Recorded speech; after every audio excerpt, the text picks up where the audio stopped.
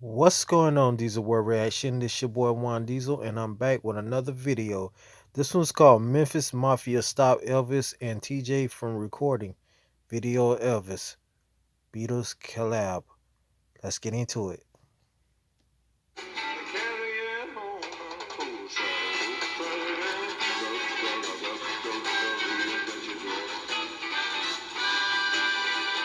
What's up, guys? Welcome to this video here on Elvis is the Man. Now, last week, I came across an article and I made a video about the topic of Tom Jones speaking to a UK podcaster just a little while ago, saying that Elvis said that I'm disappointed that the Beatles broke up because I wanted them to be a backup band for me. And they could play songs, or they could play the instrumentals for songs that me and you could sing. And I'm like, what the heck? Well, evidently enough, I came across the actual video of this, and it's a very good quality. Tom Jones is looking a little old, man. He's getting up there. But I thought it'd be interesting to actually show you guys the actual footage of it. I didn't even know what it was. I just saw something like Tom Jones talking about Elvis. I'm like, oh, let's listen to this. So he tells a few stories, and then he talks about the exact event I was telling you guys about.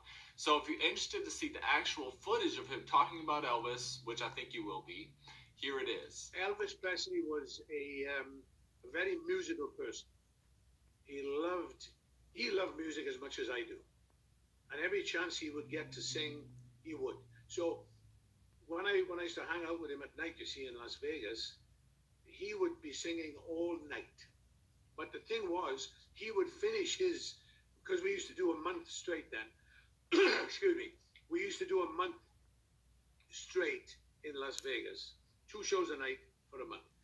So sometimes we'd overlap. So if he was doing his shows, he would finish sometimes before I had finished mine, and he would then come over to see my shows a lot. And Mark, got and said, "Oh my God, Elvis is coming again tonight," because he knew it would be an all-night session. We would finish at Caesar's Palace, where I was singing at the time, go back to the Hilton where he was, and we'd be hanging out in his suite all night. To the point of, I would say, "Elvis, I've still got 2 shows to do, tonight."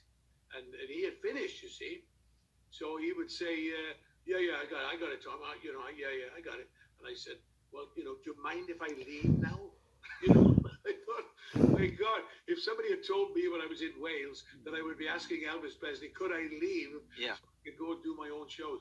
And I mean, you never ever got to record with him, but I remember you telling me once upon a time that you were singing with him in a hotel suite, and one of your guys put a cassette in the machine and pressed play and record, and the Memphis Mafia saw it and pressed stop and took it out of the machine. That was as close as you got.